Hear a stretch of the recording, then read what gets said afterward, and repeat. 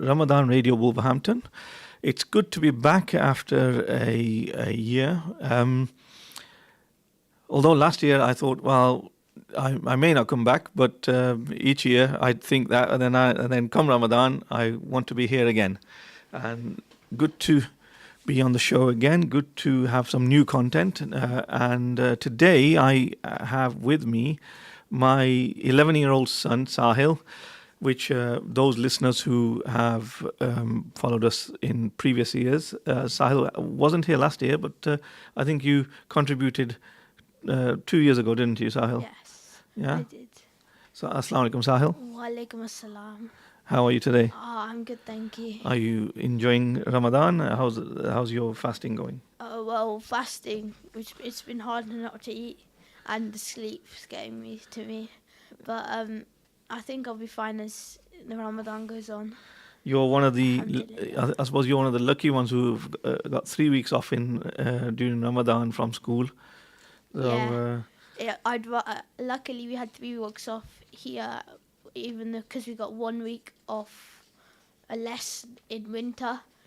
So I'm lucky we have it now. So I don't have to. I only have to fast 4 days at school. that will make it slightly easier for you than some of the other children. They'll be jealous. They'll be jealous. So Sahil, today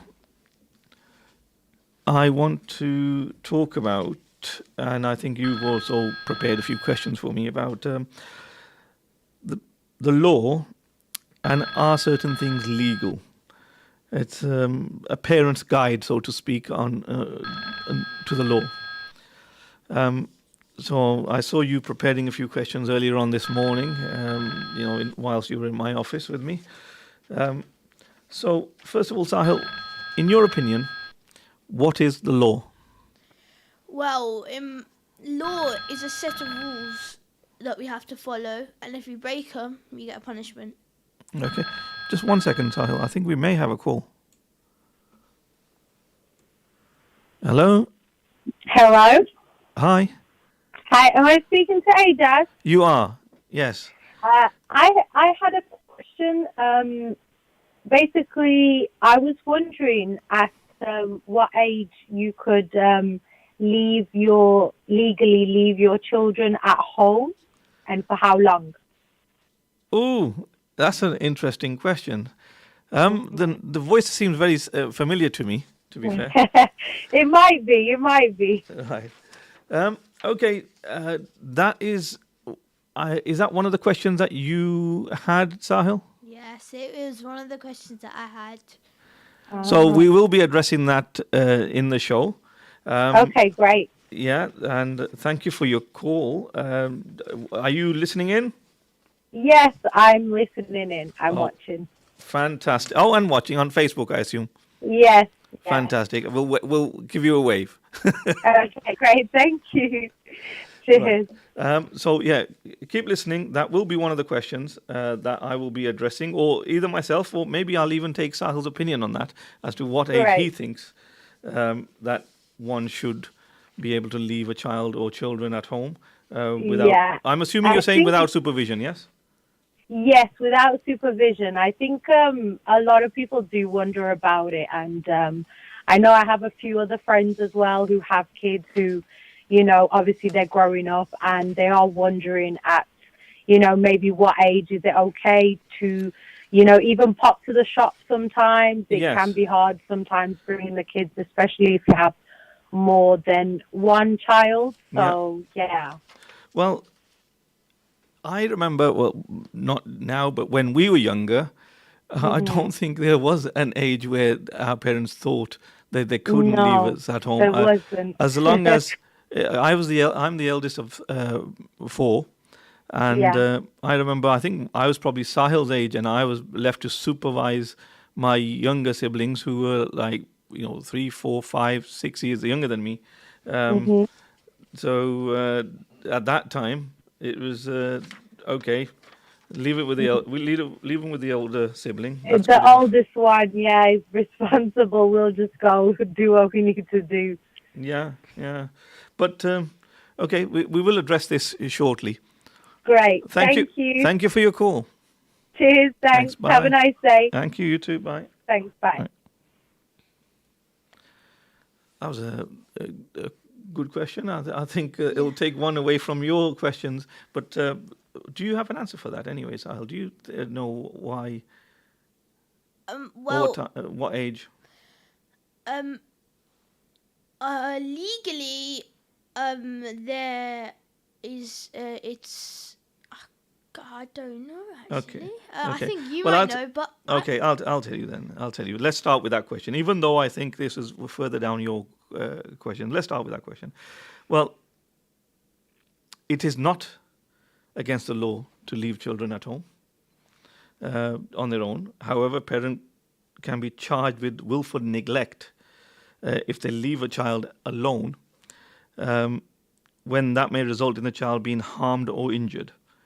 So leaving a child alone will depend on whether you and the child feel comfortable and confident about doing so. So really, a parent remains responsible for the child up to the age of 16 anyhow. So technically, you could say up to the age of 16. yeah, But at the same time, if the child is responsible and if a child is happy to stay on their own, if you feel they're a responsible child, there's not a real age limit set in law. yeah. So I think that will answer your question as well, the caller who called slightly earlier. So moving back to, what do you think, Sahil, the law is? What is law itself? Rules that you have to follow, Okay. and break them, you get a punishment. Yeah, and that's, you kind of hit the nail on the head there. So what the law is a set of rules set by an institution, maybe a government or the country, judiciary of the country, which the people who either live in the country or visit the country, etc., have to follow. This law actually reflects the attitude and beliefs of the society that you're in. So, for instance, the laws here may be different from the laws in France. We know the laws, for instance, Sharia law, which is practiced in Muslim countries, that is different to the laws here. Yes. Yes. So is that what Understand. you understand? Okay. So Sahil, now tell me, what is your full understanding of the law? So, the law in the UK, I know more about UK law. Yeah, that's And what other we're here to countries. talk about. So the law in the UK is split into different categories Okay. in the law. So you have immigration, conveyancing. So you're talking about the areas of law that different lawyers practice. Yeah, practice. So the law itself is quite vast. It's quite vast, and it's split up into different areas that are different to each other. So there's different rules for different types of lawyers. law. Law. So different types of areas of law. So yeah, you are right. But majority on a day-to-day basis, what we would have to follow is not committing crime. So criminal law, exactly. So if you're on the straight path, generally you won't not committing crime. You're avoiding being a criminal, and therefore following the law of the land generally. But yes, the other laws are in place. Right. Okay. Let's move on to your questions, Sahil. What's the first question that you had there? Well, I was thinking of different questions, and I thought this never happens to me, but I thought other people in Asian culture, is it legal to smack a child? Are you referring to when mothers often say, I'll jutti, the chafed marni, jutti marni, or that type of stuff? Yeah. not that it takes place, but is super. yeah, not that it takes place nowadays, but we don't know. But in our day, yes, it was. You know, I can't remember any week which went by without it, but yes, that was a way of discipline back then. But obviously now, the question you say is it legal to smack a child? Yes. Yes. What do you think, Sahil? Well, I think Let's give your personal opinion. my opinion is, I think, is based on the circumstances. Okay. You think it should be based on something? Yeah. So if they've just like eaten one little sweet without your permission, that's not really smack. That doesn't warrant. Yeah. If they have like cut like someone with a knife, not like stab them, like I cut them just slightly and they're bleeding, or scratch them and they're bleeding, that could possibly be smack worthy. But it also depends if they did it on purpose or by accident, because you never know if you're peeling mangoes, for instance, and someone accidentally peels it and it cuts someone else, that wouldn't be. But if they do it on purpose, that would be. Do you get what I'm saying? I kind of understand where you're coming from, Sahil, but would that not mean that if someone does injure another purposefully, would that not mean that they would be addressed? Well, the matter should be addressed by the police and the courts. It also depends what age they are. Like, if they scratch someone, for instance, this usually, I'm not, this has never happened to me before, or my brothers have never done it before, but if someone scratches someone so hard that it makes them bleed, Okay. but they're brothers, and on purpose, because they were angry, it depends what age they are. Wow. If they were a child and they were like 16, 17, you should be mature by now. You can't be doing that. Okay. But if they were a child and they were like 5, 4... So basically, you're talking about fights between siblings, which often happen, and I can vouch for you and your siblings. You know, I often have to break you up, or in fact, your youngest 6-year-old brother, I think we have to keep away from you so that he doesn't beat you up. But right, the question in hand is, however, relates to parents, as opposed to fighting or quarrels between siblings. Now, the answer to that question is it legal to smack a child, or my child, I should say? It shouldn't be really legal to smack someone else's anyhow, but is it legal to smack your own child? Well, it is against the law for a person to assault another, generally, anyhow. So, at the moment, it is not illegal for a person to smack a child, but if the smacking goes beyond the line of reasonable chastisement, a parent could be charged for assault. Yeah? Makes sense. Yeah, I'm not sure whether I should have had you in this show with me today, if I'm talking about this. If I want to ever discipline you, you'll bring the laws up against me. So there's no clear definition of reasonable chastisement, right? It is unlikely to be thought reasonable if it leaves a mark on the child. So visible bruising, minor swellings, etc. To be honest, if it causes mental harm, that's also, it can't be excused as reasonable. Nowadays we've uncovered a lot of things that can cause mental harm, and we've uncovered that mental harm's just as important as physical harm. So I get where that's Absolutely. Mental health. We did a show last year and the year before on mental health, and mental health is a big issue nowadays. Well, say a big issue. I suppose the issue's always been there, but it's become more obvious, and people are talking about it more. more treatable. And the more I always say it's good to talk. Again, mental health is definitely one matter, one type of illness, or well, if you call it illness, that I feel the more that person communicates with someone and gets the message across, the more others can do for you, and it keeps you out of your own bubble, which would help.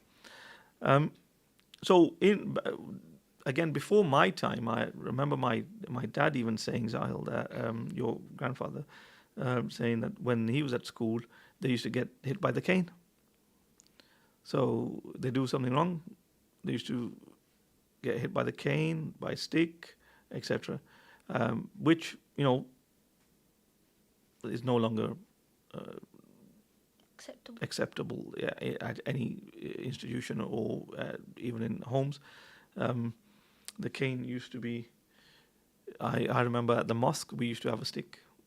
This is back in the 80s, so 80s and early 90s maybe. The imam used to have a stick, but I'm not sure whether that's allowed now. So yeah, really not allowed, but reasonable. Light smacking, like if you smack them lightly. Yeah, but I wouldn't recommend it. So right, shall we move on to your next question? Yes. This may be something I'm coming to in the future. Is it legal for children to work? And if so, what age is it legal from? That's an interesting question you have there. So it's very complicated. Although I say it's interesting, it's also very complicated. There's a few legislations that govern this area. There's the Children and Young Persons Act 1933. There's a European legislation on this as well. Now, the Children and Young Person Act actually sets a minimum age of 14 for children to be in employment. So for them to be employed on a part-time basis, but there are restrictions in place there also, though, on the types of work and the number of hours that they can work. And also, there's another part to it, which they say that no one under the age of 16 can work in certain jobs, such as in butchers, in a fairground or amusements arcade, milk delivery. Not that you will know much about milk delivery, but The glass. It used to be delivered in glass bottles. It did, yes, and there are some milk floats around still, but delivering milk, but not many. But back in again the 90s and 80s, there used to be plenty. Everyone used to have their milk delivered virtually. And also to work in a commercial kitchen, so you have to be over 16. Now, 14-year-olds can do light work only, but can't work more than 2 hours on a school day. Do you know that? No, makes sense. If they're done school, like you're not gonna do like 5 hours work after that, because it'd be your bedtime. Well, I don't know. I'm not 14, so I don't know if 14-year-olds have bedtimes. But as I said, 14-year-olds can only do 2 hours, and they cannot work before 7 a.m. or after 7 p.m. on school days. Yeah, it also makes sense. They need to sleep. On a Saturday or a day during the school holidays, they cannot work more than 5 hours. And on Sunday, no more than 2 hours again. they cannot work more than 25 hours in a week and must have at least 2 consecutive weeks holiday in a year. So that's your answer. So 14 is the age, really. I mean, 13-year-olds are also allowed to keep part-time employment on a more restricted basis, depending on what the local laws are there. So, I.e., if they work in agriculture and working for the parents in agriculture, that's allowed. But again, it has to be light work. so basically 14 nationally, but in some areas. Yeah, so the possibly local 13. authorities said that, you wouldn't think this, but the local authorities set out the number of hours allowed a day and time a day. So all of this is set by the local authorities. You wouldn't have thought this, would you? I thought it was the government. Yeah. Well, local authority is a form of government, isn't it? Yeah, true. But it's not set in law. So local authorities can amend that as they see fit. So again, even for 15, 16-year-olds, similar type of rules, not more than 2 hours on a school day and not before 7 a.m., 7 p.m. Right, okay. Next question, Sahil. We've got 2 minutes before we go into a break. Oh, I think this might be a bit interesting. This is, can I legally stop my child from leaving home? Can you legally stop your child from leaving home? Okay. Do you know what age the child would be that you're referring to? I mean, are you thinking of running away? No. Right. I'm saying like a child, like. Shall I just give you my? I think I've read up on this before. Okay, go on. I think a year ago, but it was so. I think it's that if they're under 16, the courts can get involved and they will be brought back. But if they're over 16, they won't be brought back unless they're forced back by court, unless they're damaged, like they're proven to be getting hurt. Okay, I'll give you the answer since we've only got the just under a minute left now.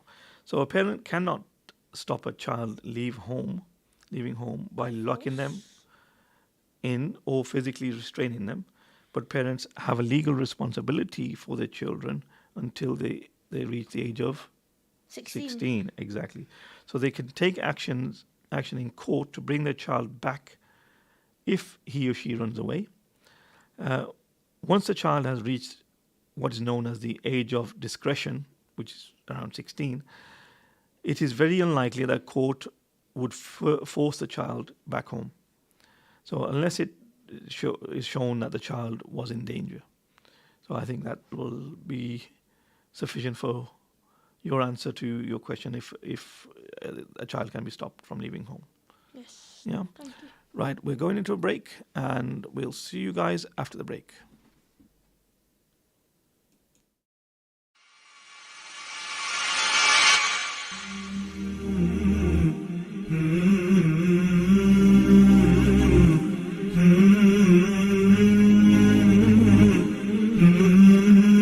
Are you replacing windows in your home? Here at AK Windows, with over 30 years experience manufacturing and installation, we can provide you with premium and affordable UPVC, aluminium windows and doors, roof lanterns, composite and bifolding doors. We offer a free quotation on all work with our selected range of windows in grey, white and much more. We can also repair window and door locks with glass repairs too. We also supply to the trade. Call today for a free quote on 01902 421 500. AK Windows.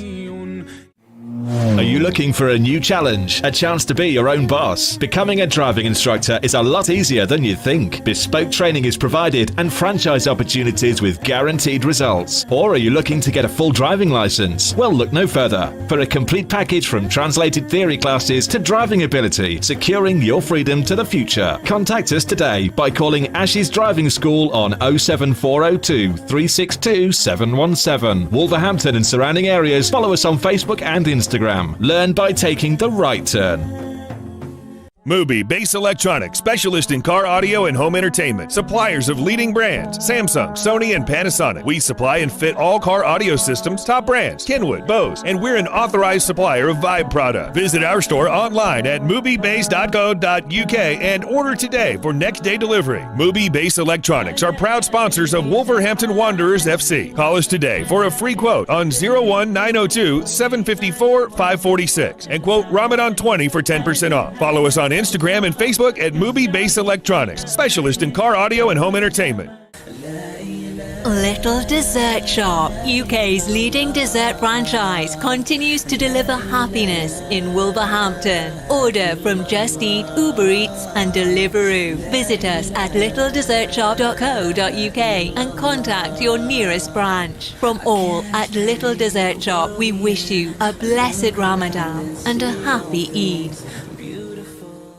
Ready for a new career? Ready to be an engineer? Get ready, get set, get training. Become a qualified domestic gas or electrical engineer with the potential to earn up to 45k by enrolling onto one of our bespoke, accredited, industry-recognised training courses at our purpose-built training centre in Wolverhampton. For more information, visit our website gettraining.com or contact us on 01902 583 941.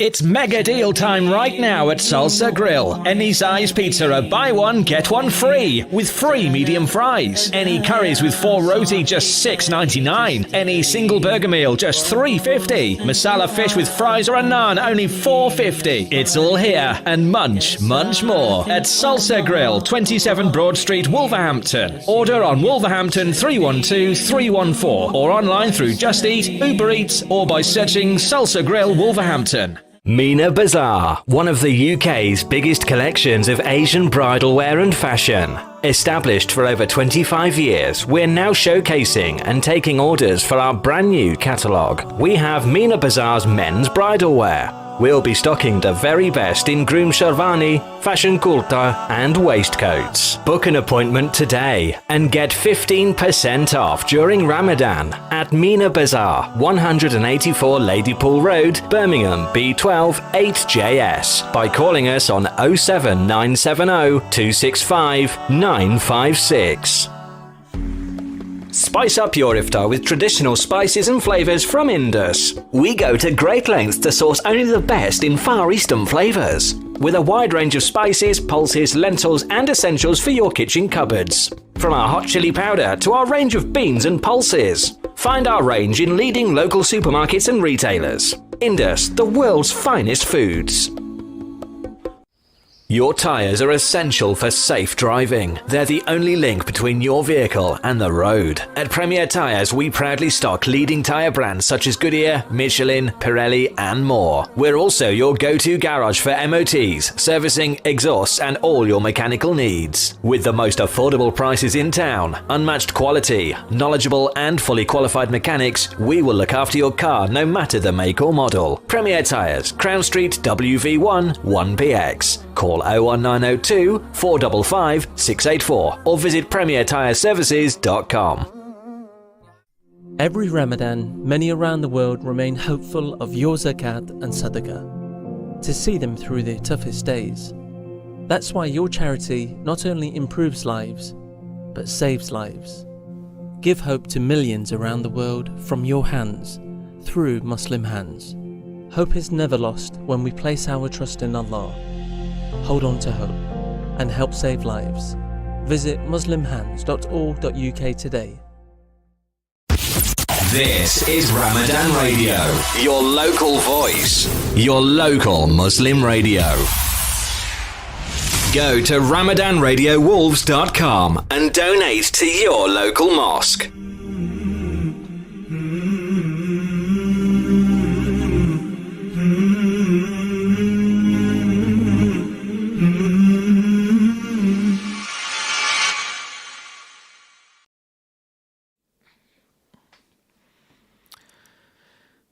Assalamu alaikum. Welcome back from the break. You're listening to Ejaz Ali of Radio Ramadan Wolverhampton with the Legal Matters Show. Today we are discussing is it legal? So we're going through certain questions which Sahil has put together for me, and he's asking me, and we're discussing whether certain things are legal to do with children and child law, really, and maybe some general knowledge for parents to see if you guys are doing the right thing as far as the law is concerned. Now, come in next few shows, so I'll be doing 3 more shows after today. I believe the next one, I'm looking to concentrate on immigration law. There's been a lot of changes. I'll probably be discussing business immigration as well. So any businesses who are looking to bring people over from abroad to work in this country in roles that they cannot fill here, it'll be worth listening to our next show. And the show after, I will be discussing family law, the new changes in divorce law, and I will also have the Vice President of the Law Society of England and Wales as one of our guests, inshallah. And the last one will be covering another vital element of law, which I feel a lot of people ignore. It's a vital element of law generally, and also Islam asks us to address this also. Wills, probate, and powers of attorney. So, tune into our show every Tuesday from 4 to 5 p.m. and we'll try and keep it a bit lively, and I'll try and have different guests as well. If anyone wants to contribute or has any questions today, please feel free to call the studio on 01902 972 150.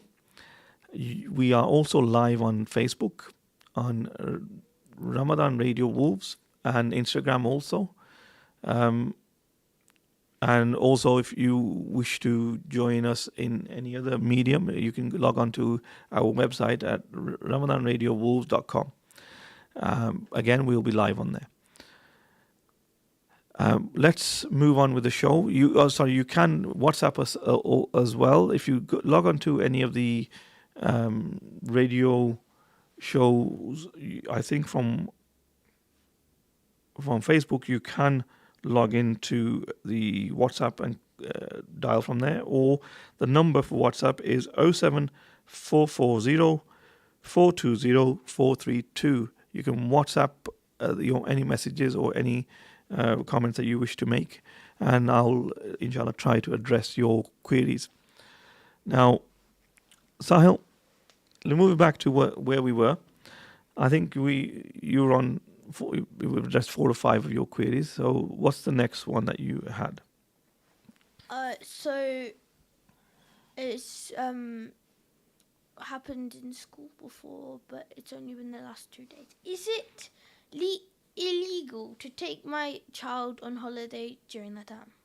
So during term time, is it illegal to take a child out of school during term time? Is that your question? Yeah, to go on holiday. Okay, so I think a lot of parents probably feel that it is. However, they'll be surprised to note that there is no law making it illegal for parents to take their children on holiday during term time. Although the government and the schools are strongly opposed to parents doing so, the law actually says that the schools have the discretion to grant up to 10 days authorized absence in a school year. So that doesn't have to be together. That doesn't have to be separated. But 10 days authorized absence the government has said that is allowed. Now, each application is generally considered on its own merits by the schools. I suppose the school heads have to take, what factors people are putting forward. Otherwise, everyone will be saying, "Oh, I'm having extra 10 days extra holidays this year. Thanks, bye bye." But no, obviously you have to give a good reason. And I know people who generally do take children out of school early sometimes so that they can get a cheaper holiday.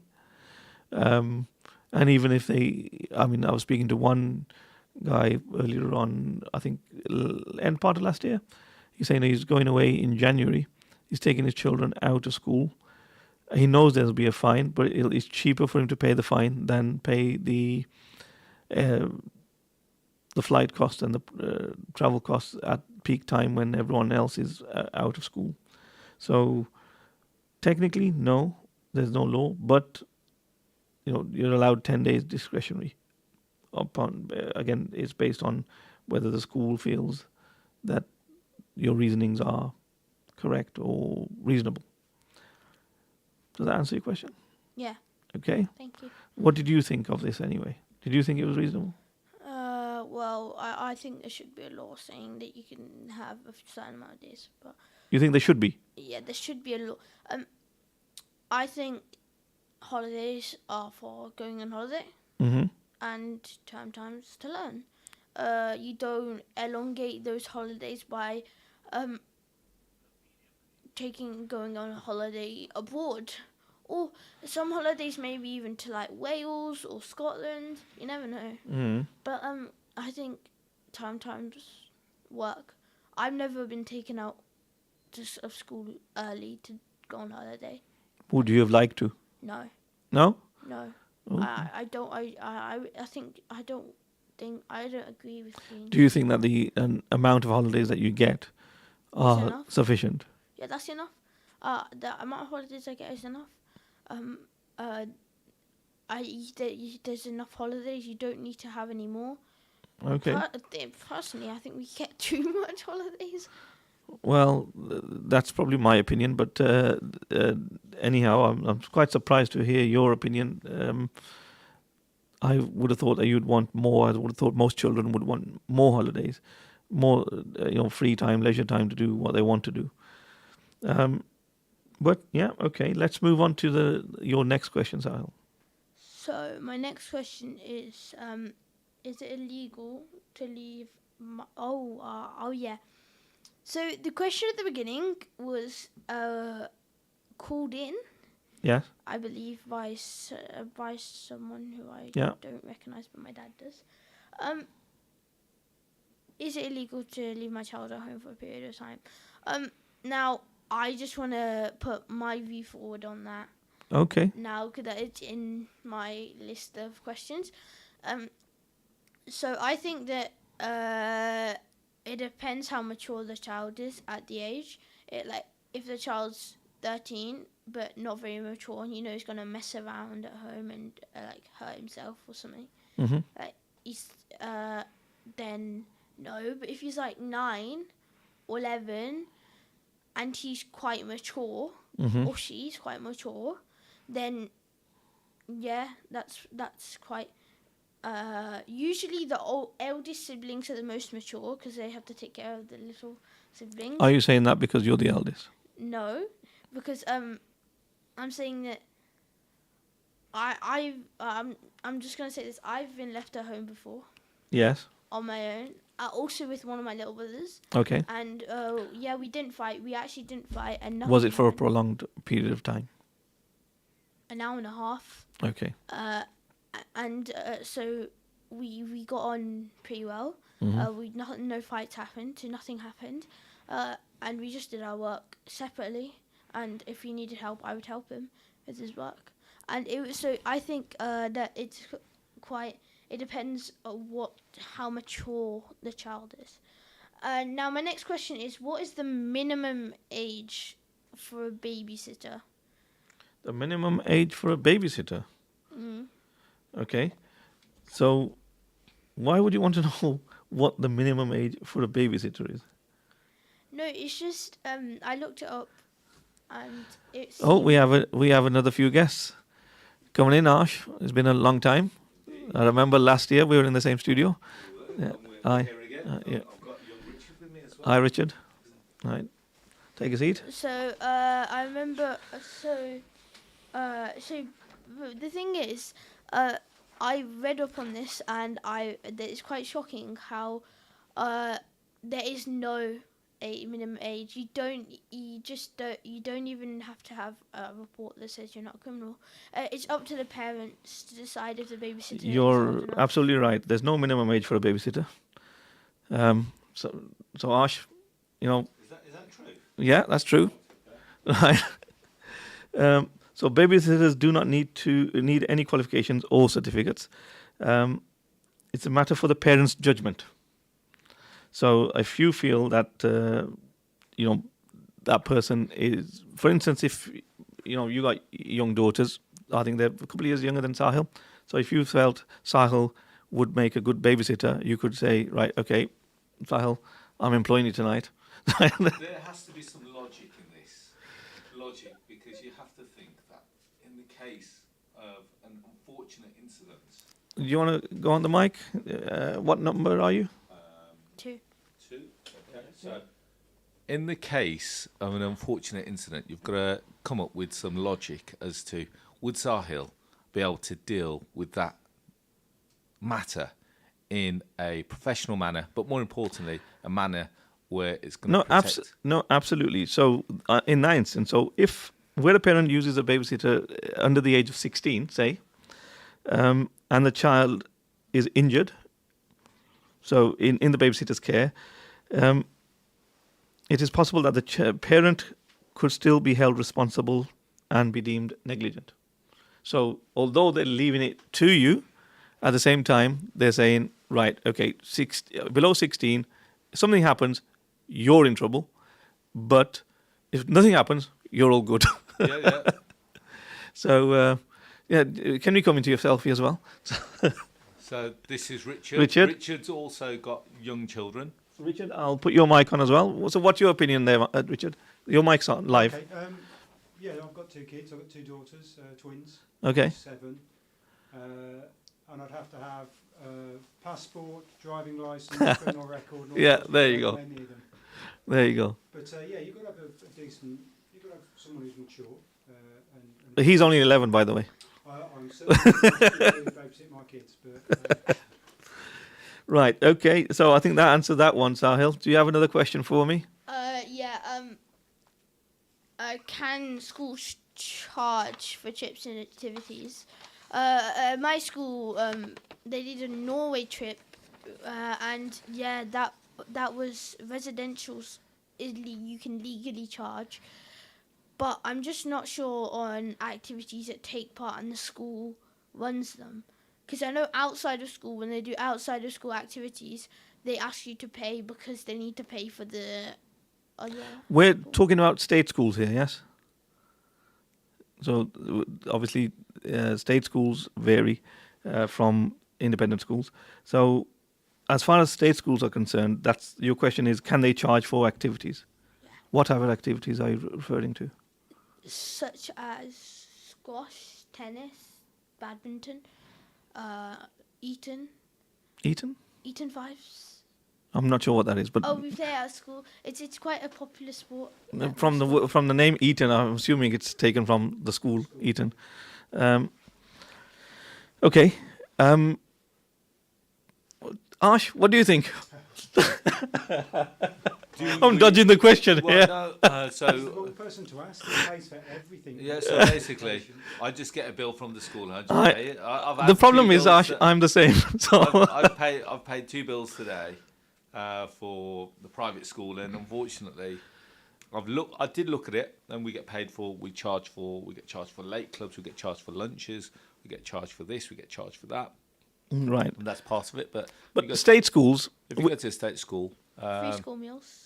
You do get well with state schools. They cannot make it compulsory for activities such as swimming, and you mentioned a few sports that can't be made compulsory, but they can ask for a voluntary contribution. So like if you want to do that sport, you're going to have to pay. But if you don't want to, then that's fine. No, Doesn't no, always work. no, not like that. Yeah. But they can ask for voluntary contribution towards the school, towards the sport or whatever activity it is, but they will not, because people, children come from all walks of life. Yeah. There may be children who, whose parents can't put food on the table, never mind pay for an activity. So they cannot, for that reason, make them pay for something. So they would say, okay, voluntary contributions. So people who feel that they should or they can afford to, they might do so. But it cannot be made compulsory. Yeah, that makes. Yeah. Oh yeah, I get it now. Yeah. Makes sense. So generally, I mean, that's where you got residential trips and that as well. So some people pay on residential trips, others get bursaries, etc., and they can do it that way. Yeah. Right. We've got 8 minutes left, Sahil. So do you have any other questions for either me or any other 2 adults in the room? If does a child that goes to state school have to sit a SAT exam? Does a child have to sit a SAT exam? Okay. That's another question to which I probably don't know the answer. But I will certainly find the answer for you because I have it here.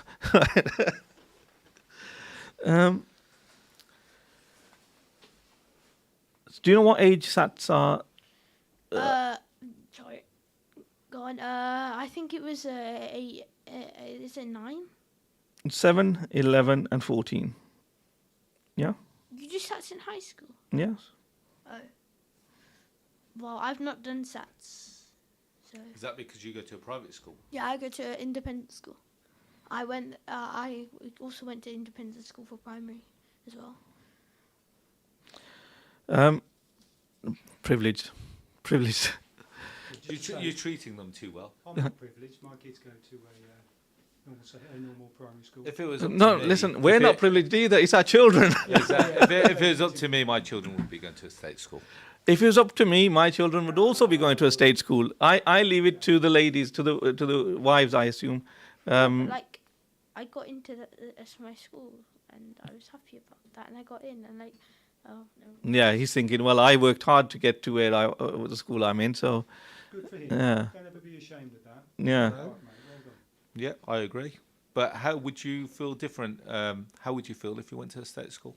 So if something was to happen and mom and dad said, next, I was about to call it next season, but in the next semester. academic year, you'd have to go to a state school. How would you feel? It depends what happened. Like, so if at the time I didn't get into any of the, do you mean like if I got into the independent schools? No, but if the option of you not being able to go to a independent or private school and you had to go to a state school, how would that make you feel?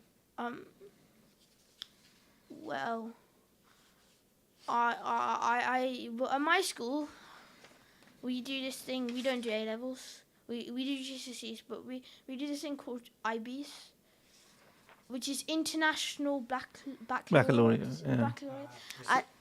And it's so we can go to universities, not just in the UK, like A levels, in the world. So, like, for example, Harvard, University of Chicago, even in Asia. University of Karachi. University of Well, let's not Karachi. forget that one. Come on. Yeah, I was about to say that as well. University of Karachi, like worldwide, but with A levels you can only do just in England. So I would think that opportunity would be gone if I went to state school, because they would do A levels, so I wouldn't be able to go. Do you have any aspiration to go and study abroad? Yeah, yeah, I think so. Oh, really? Yeah. Is that the first time you've heard of this Yes. as well? No, I better start working hard then. Dad, I've told you before about University of Chicago. Oh, really? Yeah, I told you. I don't remember. I think your Dadaji is actually listening in on Facebook, so you better speak to him about that one rather than me. Actually, have we covered the topic of what you WhatsApped me about this morning? Is it legal? Is it legal? Yeah. It's all. That's all we're talking but about. we talked about the topic. Oh, that we was the spoke first about. question. Whether Arsh is smacking a child legal? And you mentioned the is it chappal? Yes. Yeah. I assume you know what a chappal is, right? Okay. Arsh asked whether using a chappal on a child is legal. Back in our days, what Arsh. was the feedback? What was the general consensus? A big no, I thought. Yeah. No, you're wrong there. Oh, right. Yeah. Are we talking from a legal standpoint? I'm talking now, or are about we talking from a moral legal. standpoint? Moral, no. But legal, you are allowed. But obviously, if it's within reason, and also if you leave a mark, mate, then yeah. Screwed. What Right, school do you it. go to? That's it. So Wait, okay, that's what you're basically saying is that it is legal. It's frowned upon. Yes. It's frowned upon. It has to be reasonable chastisement. Yeah, you can't leave a bruise and like any marks on their face or wherever you hit them. Right. Okay. Okay. Yeah. Okay. You're pointing. So. Okay. No. That's good. Right. It's always good to know, because I think nowadays people are too quick to not point Yes. blame. Yeah, absolutely. But also call certain services. Yeah, I agree completely. So many times, being in the legal field, so many times that a parent blames another parent, but the question is, how far did that other parent go? You know. What's your thoughts on it, Rich? You're quite a Conservative man. conservative man. Yes, That's in the terms best. of smacking kids. Yeah. I'm not against the idea, but of course, like everybody, I want it to be. It's got to be reasonable. I wouldn't be aggressive at all. It's got to be measured. It's got to be considered. I think it has to be explained afterwards. I don't think it can be just an action on its own. You have to have but a reason behind it. Absolutely, yeah. And I think so. I think I don't think people should be getting involved in how people raise their children. I think if they see fit, then they see fit. We should all raise reasonable. I say that to my wife all the time. She shouldn't interfere She shouldn't interfere with me and my children. Right. Okay. Slightly different there. Yeah. That's my wife was. No, but like that's just like raising your voice. You don't shout. You just raise your voice a bit, and that's not bad. But when he raises his voice, do you know? Yeah. So has he got a certain tone? So is there a certain tone where you know when Daddy's cross? Yeah, like he says it calmly at first, but if we like don't listen, then it gets a bit out of hand. Really? Yeah. It's true. My kids. I remember once not once. I tell them off quite a lot, but I was telling one of them off, and then afterwards I said, "Dad, why do adults kind of shout at you and tell you off, and then immediately hug you?" And I went, "That's because I love you, darling. Yeah, I'm only telling absolutely. you because I'm trying to correct the behaviour so that you don't make mistakes. It's not about being angry or mad with You're- no reason. But it's that thing." It is. You're absolutely right. Right, guys, we are going to wind up here. We've got 40 odd seconds left. So thank you for our guest appearance of Arsh, Ellahi, and sorry, I didn't get your full name? Richard Everett. They are taking over the show from the next 10 minutes' time, I think it is. What will you be talking about, Arsh? I'm assuming tax? No, we're not talking about tax today. We're talking about property when we're talking about business. Brilliant. Okay. Sahil, thank you for your input. Thank you for your questions. And, we'll probably get you on another point as well. Guys, next week will be immigration. Week after, we'll have the president of the Law Society. And thank you very much. Bye-bye.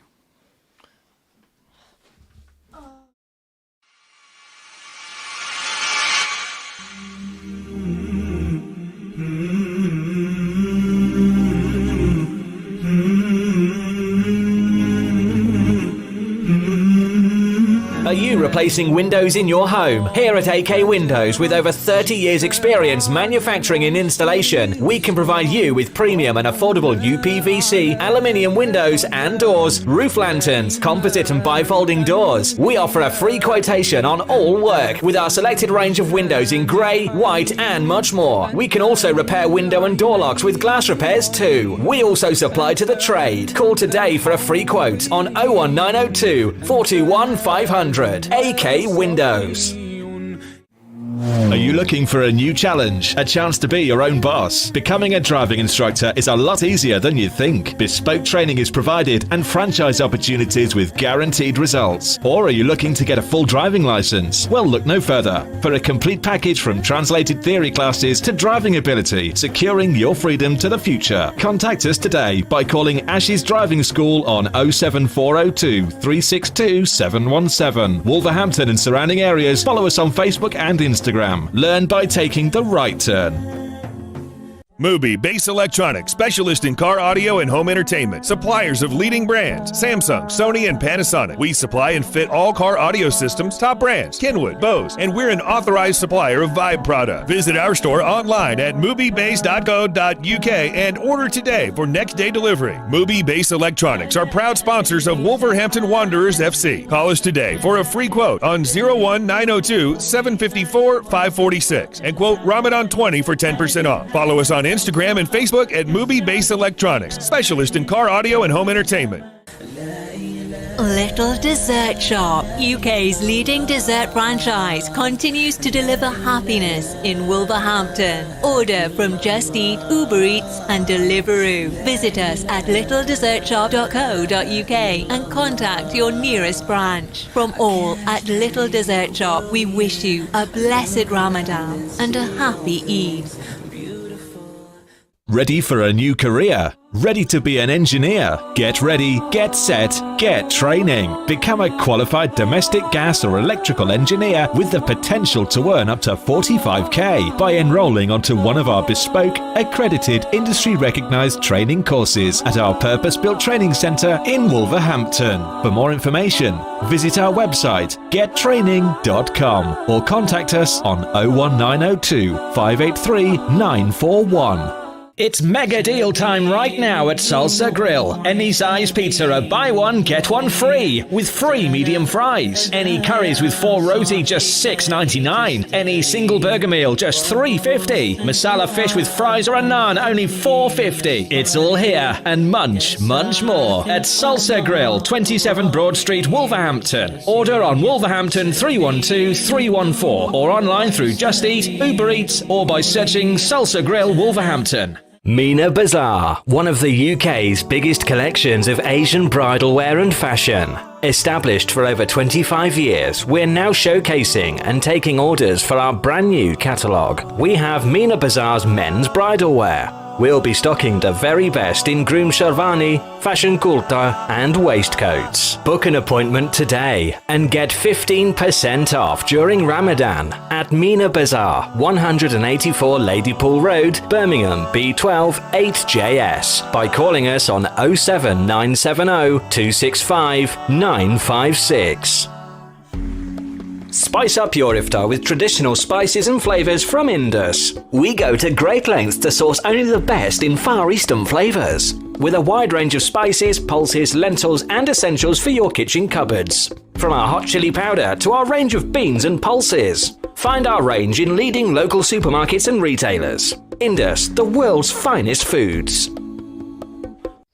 Your tyres are essential for safe driving. They're the only link between your vehicle and the road. At Premier Tyres, we proudly stock leading tyre brands such as Goodyear, Michelin, Pirelli and more. We're also your go-to garage for MOTs, servicing, exhausts and all your mechanical needs. With the most affordable prices in town, unmatched quality, knowledgeable and fully qualified mechanics, we will look after your car no matter the make or model. Premier Tyres, Crown Street, WV1 1PX. Call 01902 455 684 or visit premiertyreservices.com.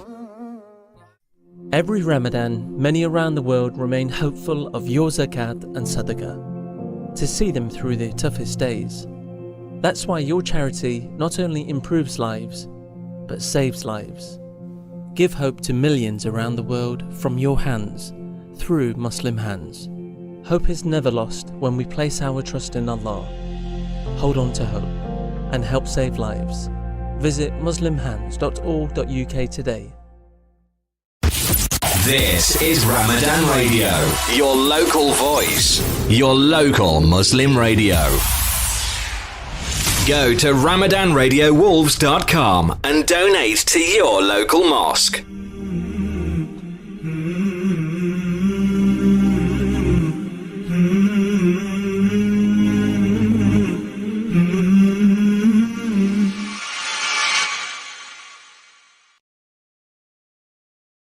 with Richard Everett. Richard, you there? I am, sorry, mate. Sorry, Okay. he's too busy taking photos for his Instagram. So if you wouldn't mind, if you could, please, let's get involved. So you can call the studio on 01902 972 150, or you can send us a WhatsApp on 07440 420 432. So what we're going to be discussing in today's show. So on the way here, all throughout the day, I've been thinking, well, what kind of topics shall we cover? What are the things that we've not covered over the last couple of years? And more importantly, how can we connect with our community? So I brought Richard in because Richard wanted to share some of his pearls of wisdom, shall we say? And we talked about Ramadan as a month. So do we treat Ramadan as a religious month, and do we kind of down tools in that month, or do we use the, shall we say, I don't like using the words or the phrase spare time, or shall we call it additional time for the times that we wake up in the morning, and do we use those as productive hours? Richard, what's your thoughts on that? Oh, specifically for Ramadan? Yeah. And the hours that you have there. Well, we've talked about this. I do fasting, intermittent fasting, so I have an interest in Ramadan and the idea of fasting, and I understand, certainly from my perspective, the benefits of it. Even when I do it all day, every day, I do an 18-hour fast every day, and I find a real benefit to that, not just from a health perspective, but obviously from a kind of a mental well-being. So that opportunity to, I think, reflect, to embrace the time, to be still, to be quiet, to be thoughtful beyond yourself, I think's critical. I think it's something that I've thought a lot about. I've thought a lot about trying to kind of incorporate that into my life. And certainly having that at the beginning of the day, and obviously linked to prayer, I think can only be a good thing. I can think having that time just to prepare yourself for the day, to kind of align yourself to something bigger than you. Which reminds me, Rich, because obviously you're currently looking at a couple of different other ventures. Mm-hmm. Has that come off the back of having more time and almost becoming a little bit more spiritual? Yeah, so I think the journey I've certainly been on, which is over these sort of last 4 years or so, that started with health problems that have then led on to improving my kind of diet and exercise, and as I say, fasting has become part of that. The thing I did at the same time, I've noticed that as I started to exercise, started to do a lot more walking, and as I was walking, I was doing a lot more podcasting, so I'd start to listen to a lot more things. So what kind of podcasts were you listening to? Because I know, I'm going to be a little bit stereotypical here, but I don't know many of the Muslim community that kind of listen to podcasts. Really? Now, I've spoken to lots of people, and, we'll get some that listen to quite generic business ones, and, you've got like Stephen Bartlett's, and you've got some that will listen to the generic, like the Rich Dad, Poor Dad, etc. But the Property Rebels. Oh yeah, well, yeah. I forgot about that one. You've got your own podcast that I have listened to as I've gone walking. So. Yeah, so it's called The Property Rebel. You can find it on podcast stores. And I actually, believe it or not, released that in lockdown 1.0. There you go.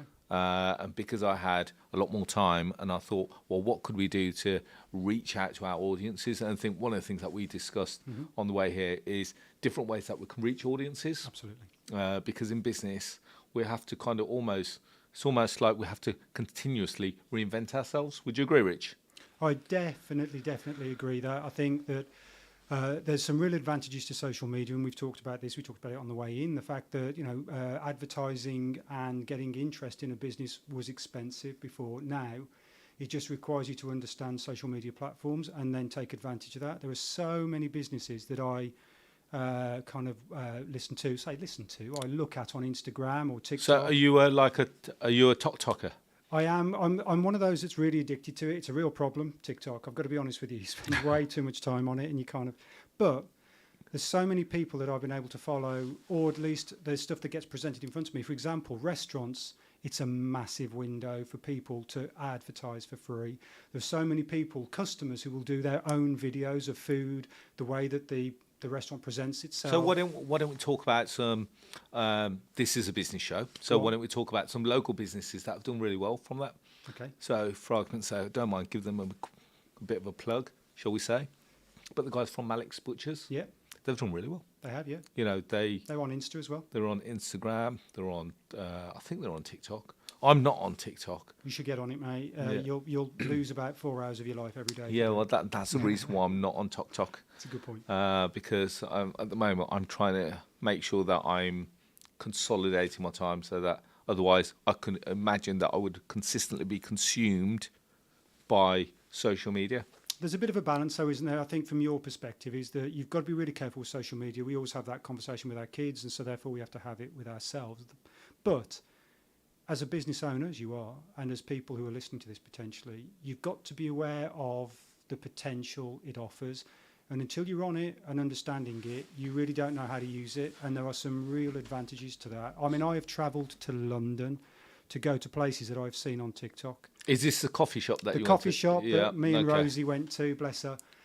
So kind of, because she's from London, so I was like, right, you know your way around London. I need to get to Shot.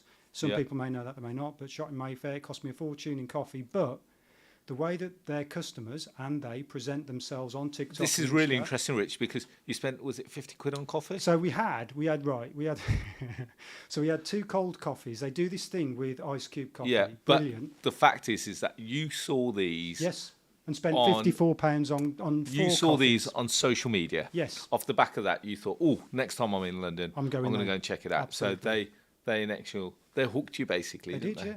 And to be fair, it wasn't just them; it was their customers taking selfies or videos of themselves having this experience. So if you, again, not trying to plug any businesses, I've not been there, but I've seen Tattoo in Birmingham. It's a Chinese kind of Asian sort of a restaurant in Birmingham down by Corporation Street. I think It is halal, by the way. Yeah. There you go. Yeah. So you look at that, everyone's taking photos of themselves in the place because it's got all those flowers hanging from the ceiling. So people just see that online and think, I want that. But if you think about the food industry in general, Yeah. the dessert industry has been massive, hasn't it? It and has. they've really taken off on that. So what's the one that? Oh, funny enough, you should say that. Give me one sec. You can carry on talking. That's- But there's a place up in Birmingham now that does these ice lollies. It's up near Five Ways Island. I've forgotten the name of the Okay. place. But again, Asian business where you take a kind of gelato standard lolly and then you can put it in all sorts of chocolate mixes, nuts, fruit. And again, they film themselves or customers film themselves having that experience. You see it, you like it, think next time I'm there, So if that's where I'm going. So if we relate this back to our listeners now, so Yeah. if you're a listener and you're a business owner or you're looking to start a business, feel free, first of all, get in touch. Yeah. Let's get you online. Let's have a chat and let's see how we can potentially add some value into that. See if there's any little golden nuggets that we can share with you. Or More vice versa. importantly, If yeah. someone's using it for the right reasons and getting a really good result, they can share that with us. Yeah, absolutely. So if they've done like a social media campaign and it's worked really well, and you know, there's a general consensus that Facebook market, Facebook adverts, etc., can be quite expensive, Yeah. and you've got to try and get a return on the investment or return on the actual ad spend, shall we say? But there are other ways. You know, TikTok is. I've not mastered TikTok yet. I'm not going to say that I have, I but I have. know lots. I've got 2 videos. And you can find Rich on No, Instagram please as well. And then off the back of that, it doesn't have to be cost effective. Well, when I say it doesn't have to be expensive, but more importantly, there's lots of upside from it. Would you agree, Rich? I would. I think that if you've got a good way of presenting the business, and again, car dealerships, all I watch is car clips on Instagram. And obviously they're big cars, but there are loads. I mean, I'm a big BMW fan, so I like seeing classics. And by classics, I mean something that was made in sort of 2000, 2010. It doesn't have to be a 1967 sort of BMW, but seeing that, I've seen loads of BMW dealerships where some of the sales guys are just filming the car.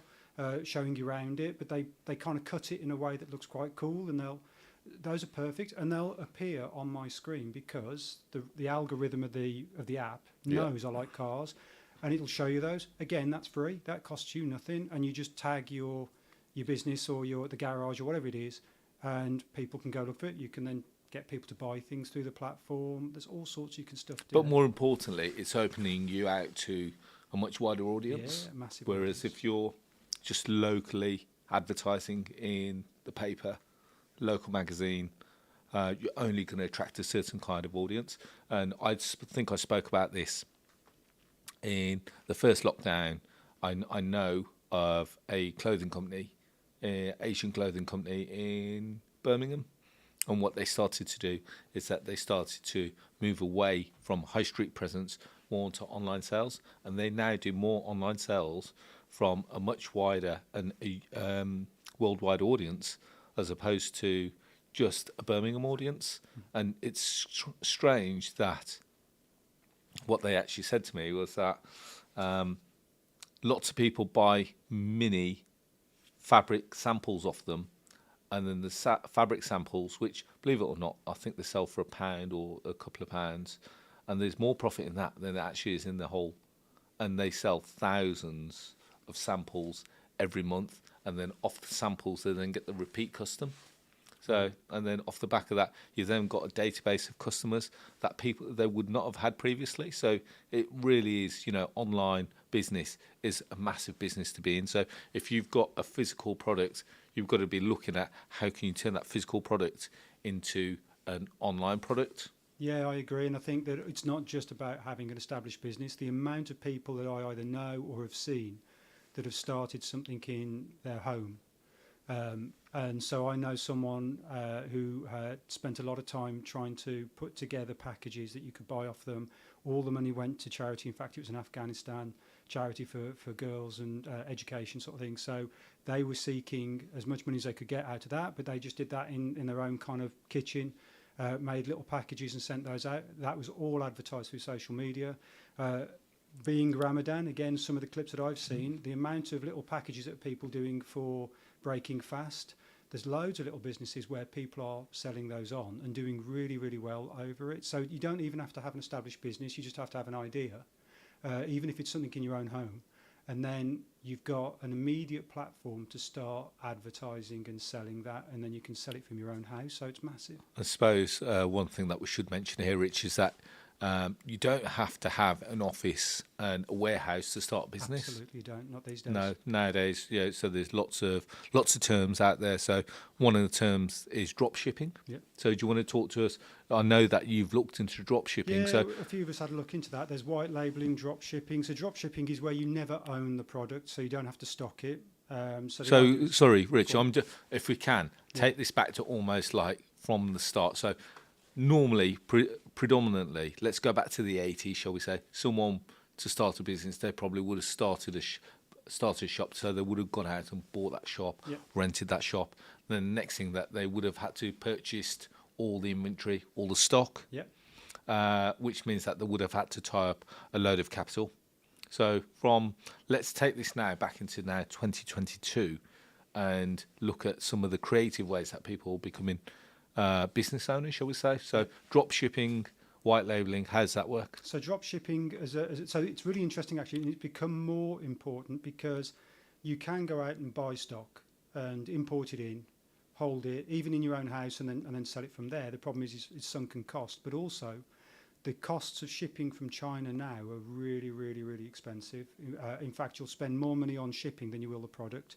And so what a lot of people are now doing is looking for drop shipping companies, which is where you find a company. Let's do clothing. It's so easy, the clothing element of it. So there are loads of companies out there that'll do hoodies, T-shirts, sweatshirts, whatever you like, whatever's in fashion. You come up with a bit of a logo or a little kind of idea of what you want it to look like. You can send that artwork to the company, and they'll hold that. You then set up a website or a social media platform and start taking photos of those garments with your logo on it. And in fact, you don't even have to proof that, so you don't have to buy one in to take a photo of it. There are websites out there where it'll superimpose your logo onto already taken fashion photos. So you can set up a website or a social media account where you sell those. Any orders that you get go straight to the manufacturer. They print it and then ship it to that individual. So you've never had to buy the stock up front, and you've never had to put the stock anywhere. You literally are just a portal for somebody else to print it for you and send it. And that's actually how a lot of people on YouTube sell branded clothing or merchandise, is that they use companies that, I think one of them's called Spring, is one of those companies that you can have a banner on your YouTube page once you get a certain number of views, as it were.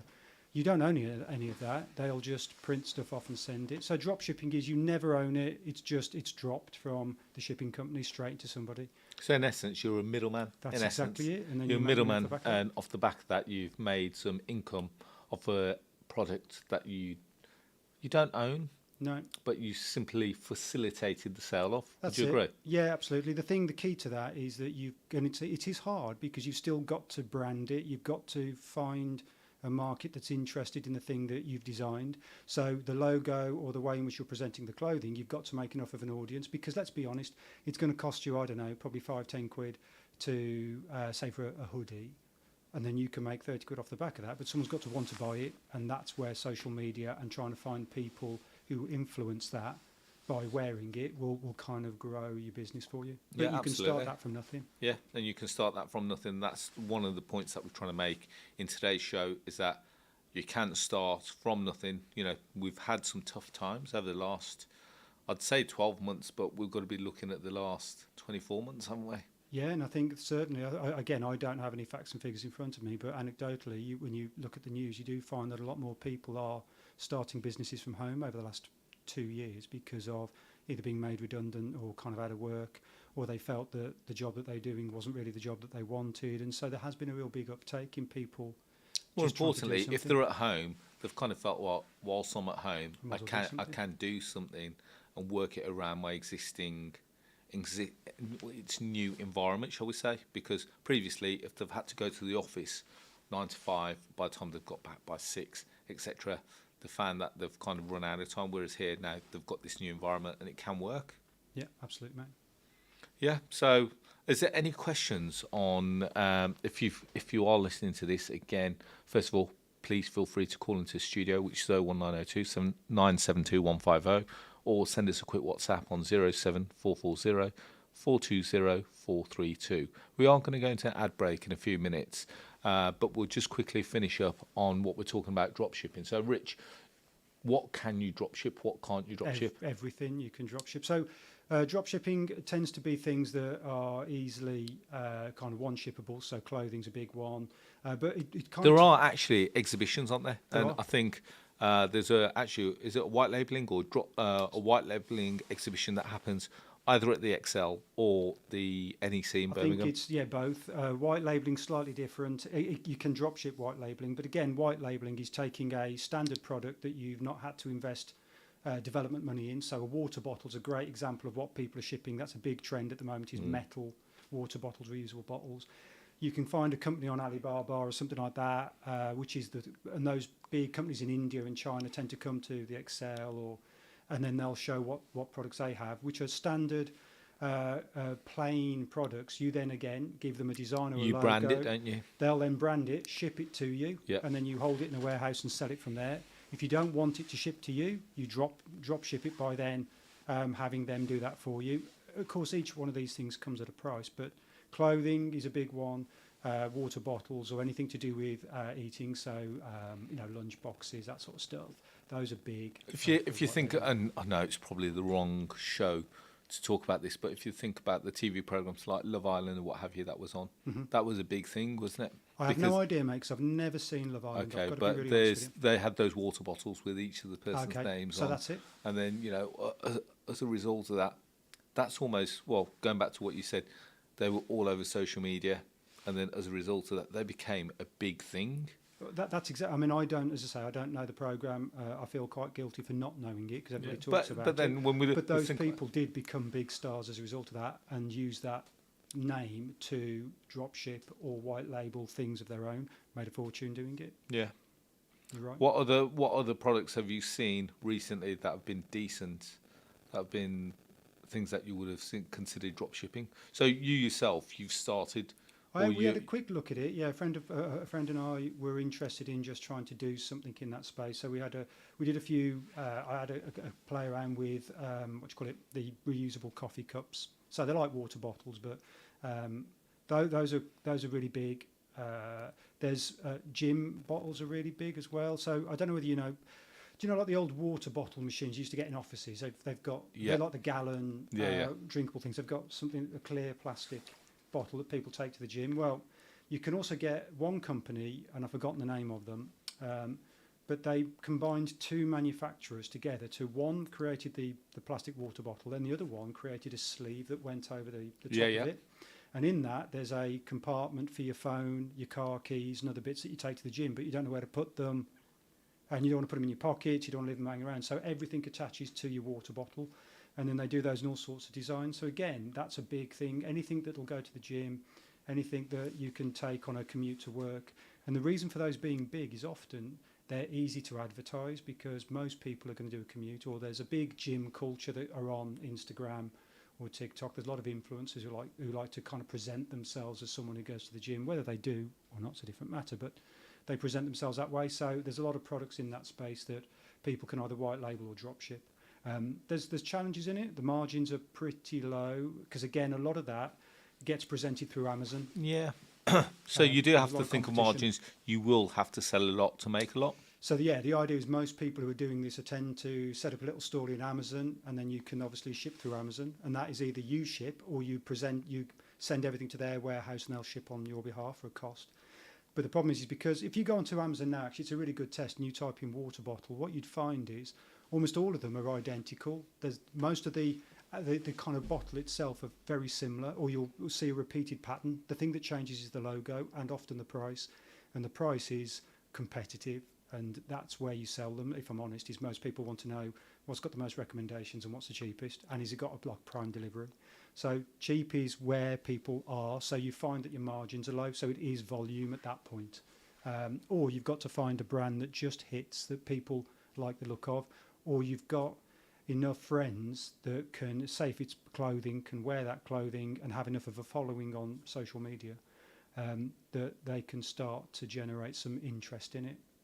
But it's no different than traditional marketing. It's the accessibility and the fact that it's free is good, but also it doesn't require a traditional business to do it. You can start it today. You can literally get on your laptop or your computer or your tablet or your phone, and you can start to generate ideas. And there's lots of advice online around how you do it and kind of ways of getting there. So we're just about to go into an ad break, Rich. We've got a few seconds left. So guys, if you have got a business idea or you want some advice, why don't you send us a quick WhatsApp? You can WhatsApp us on 07440 420 432, or if you want to give us a call and you want to come online in the second half of the show, please feel free to call us on 01902 972 150. And we're here. We've got another second half of the show, and in there we're going to be talking about different types of, and we're going to be talking about property. Whilst we're on the theme of creating businesses out of nothing, I can also talk to you about how we've taken properties on with zero capital outlay and actually done really well out of them. So look forward to speaking to you in the second half.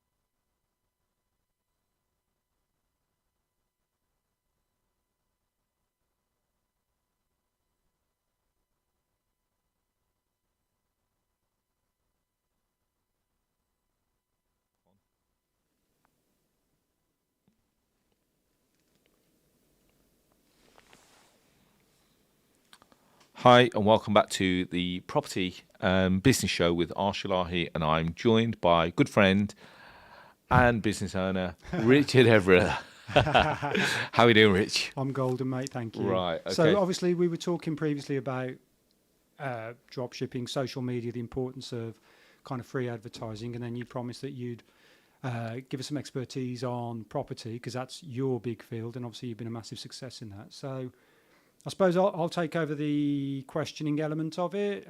So obviously the one thing I've discovered hanging about with you, my friend, is one, how much effort goes into it. I think a lot of people think it's really easy. It is easy, Rich. But then tell me, because I always think, I don't know, is this just look? Does he make it look easy, or is it easy? And I know that you've got some really good tips and some really good advice about how you can start in property with very little kind of capital input. So take me through it, mate. Tell me why it's easy. Okay. Well, I suppose nothing's easy when we start it. That's true. When we learn to ride a bike, we're going to fall off loads of times. Yeah. But the more times we try, the more chances that we're going to find our momentum, shall we say. Mm-hmm.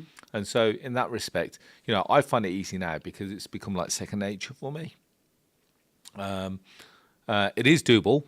I'm probably living testament that it is doable. There's lots of people that have been very successful in property. So what they've done is that they've created their own formula, in essence. So going back to the theme, and what you've said is that, is it possible to start with no money in property? And the answer is yes, it is. You don't have to necessarily buy property now to make money from property. And going back to our theme of what we said earlier about drop shipping, you don't own those products. You're literally the facilitator. So there's lots of properties that I've got control of where I'm not the owner of, but I'm literally, in essence, acting as almost like the glorified property manager. Now, think of the property industry in general. The estate agents, how do they make money from property? They don't own the property, do they? Nope. They're simply facilitating the sale. They've become the middleman and they make a commission. Let's have a look at the risk factor. They don't own it. They've not had to put any money out. In essence, the only money that they're spending on it is their marketing budget. And as we already discovered from the earlier session, that if you're good with online marketing, you won't actually have to spend anything on it. Would you agree? No, that's definitely true. Again, another big thing on social media is house tours and house renovations. Yeah, and then let's have a look at other parts of the property industry.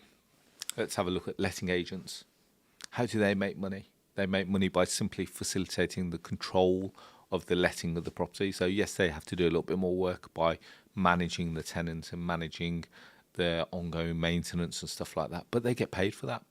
Again, if a plumber goes to that house and charges them £50 to fix that leaky tap or broken toilet, whatever it may be, the chances are that letting agent is then going to go and charge the landlord £75 for that work. So they're making a markup on that. And again, we could call that almost like drop shipping, couldn't we? Yeah, absolutely, yeah. So in essence, everything that we're talking about in today's session is about controlling, becoming the middleman, and monetizing the lead, monetizing the deal. And that's all I do with property. So yes. You don't own the property? So yes, there's lots of properties that we own. Yeah. And that is what I would consider perhaps the old way of dealing with property. But now I can walk into a room with an owner and I can perhaps negotiate a deal where he still gets his guaranteed rent. I then take control of the property. I then make money from that property. So let's just imagine Mr. Malik, he rent on his house is, let's say, £500 a month.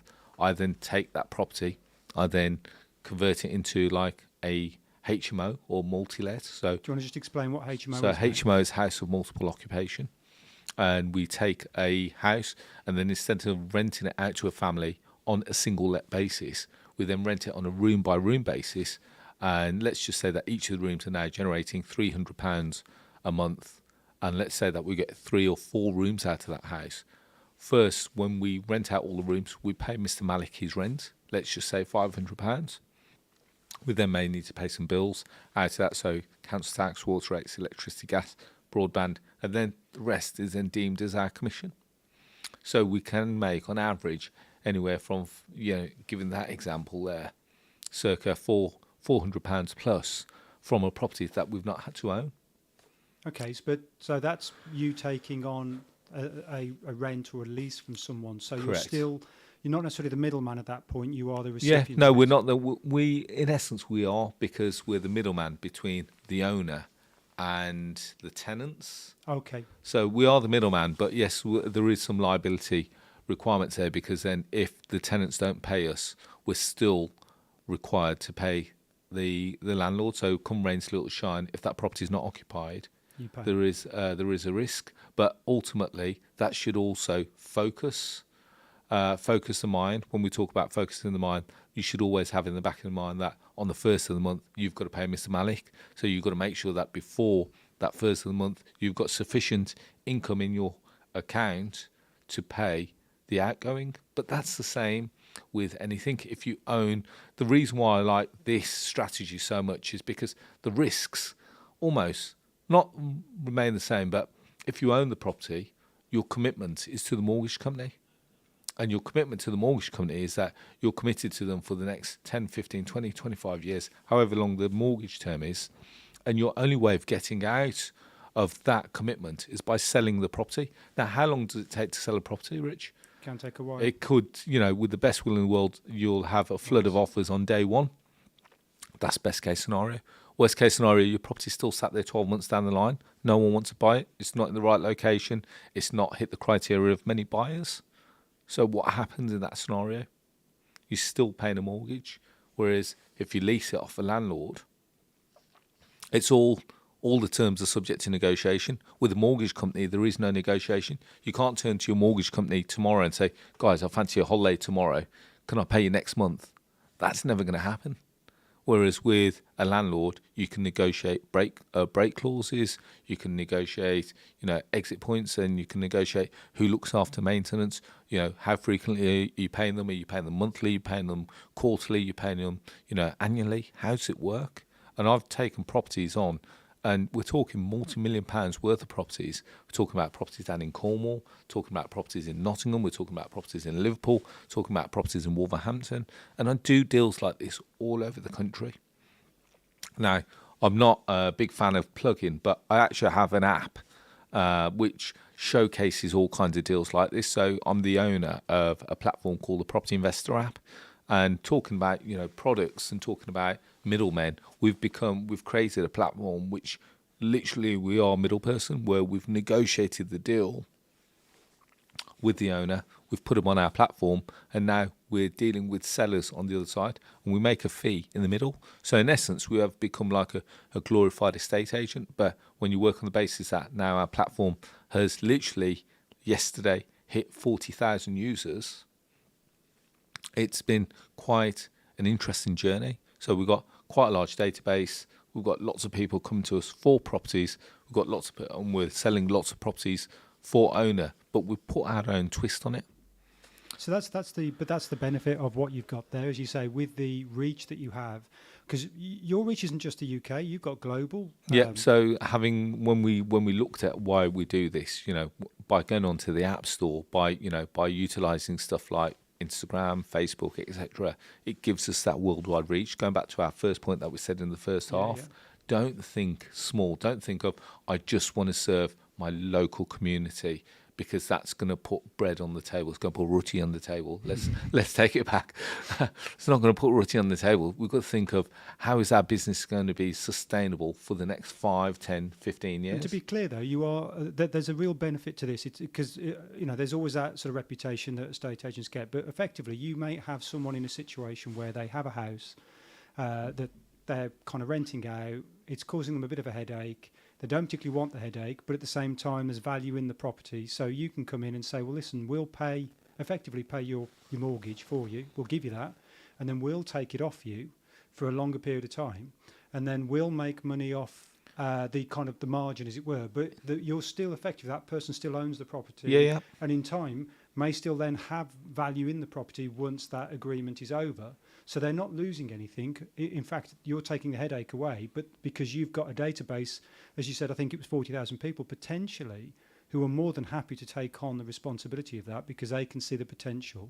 So there's almost a bit of a win-win there, if you want to. Yeah, I've got to say, especially on this radio station, and coming from an Asian background, my parents were, very much motivated by, you've got to do a deal. It's got to be a monetary value. Now, I've got to say that I kind of disagree. I agree with everything they said at the point, but having educated myself, money is not always the main motivator for a lot of people. So you've got to think of lots of different scenarios that go on in life. So we have people that are upgrading houses, downgrading houses. They're having to sell because of financial hardship. One of the biggest things is marital issues, where they're having to split, and the marital home is the one thing that's keeping them together. Now, if you're in a scenario where Mr. and Mrs. Smith is going through a tough time maritally, if the one thing that is tying them together, they've already done everything else, they've already split and everything, but if the one thing that's holding them together is this one asset, money may not be the motivation for them to sell that property. They just want a clean split. Yeah. And as a result, they're happy to potentially take a reduction in price in a view of actually starting their new life. Would you agree, Rich? No, I agree. I think that again, there's always that perception that, especially in the property game, that but we could talk about advantage, and that's not. We could talk about anything, Rich. We could talk about cars. Yeah. For argument's sake, we've been a motivated seller, shall we say, when we're selling a car, because we've already bought our new car, so we don't want two cars on the drive. Yeah. So there are companies out there that we buy any tractor or replace tractor, but I think the thing there though, again, the interesting thing that you were trying to mention, I think, about the app is that the often in that scenario where people are motivated, i.e. you've got a motivated seller, they need to get out of the situation that they're in. It's difficult for some people to have, I don't know whether you call it gift of the gab, to kind of reach that settlement. It's not even gift of the gab, Rich. It's about creating win-win. I'm not a big fan of the whole big spiel of, you've got to do this or we can do this. I've never been a big fan of that. What I'd like to do is, for me, it's about understanding the circumstances and then creating a solution that's best for that circumstance. Now, just something to bear in mind, that our show is being cut short slightly today, just due to prayer time. So we've got a minute left. But one thing I will say, and this is a golden nugget for you, is don't always go for the jugular and think, I have to get the best deal. The best deal will sometimes come to bite you in the backside. Okay. Think about what you can offer to create a real win-win scenario. So sometimes a purchase may not always be the best option. We've talked about leasing today. We can, if you've got the option to buy below market value, again, great deal. If you've got the option to control where you've not had to put in a load of capital, again, great deal. But it's fair to say, though, that again, I think you were articulating within the app that you have, that's already kind of done for you, as in that legwork of the deal almost is done. And so that's just a matter of somebody picking that up almost. So, Rich, we're going to have to close off for today. It's gone really quick. It has. I'm hoping to get you back in within the next 4 weeks, and we can follow on from there. So, Rich, thank you very much for your time. No, God bless you, mate. Guys, have a great evening, and I'll speak to you all next week. Thank you, and bye-bye.